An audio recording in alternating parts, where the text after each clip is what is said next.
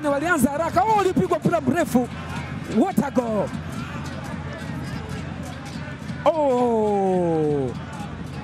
Walianza moja kwa moja. Selemani Bwenzi alianzia pale pale katikati.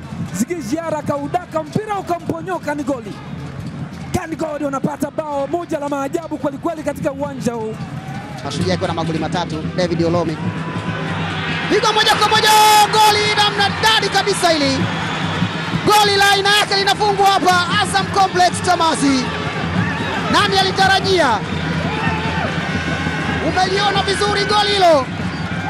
Ulitarajia goli kama hili? Ulishuhudia namna hii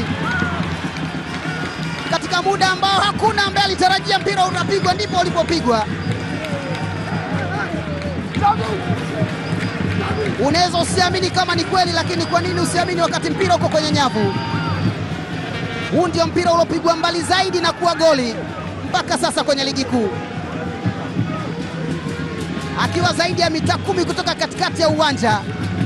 Yoro Mamadou Diaby, goli la pili kwa Azam FC kwa vipimo vya haraka haraka, sio chini. Yoro Mamadou Diaby.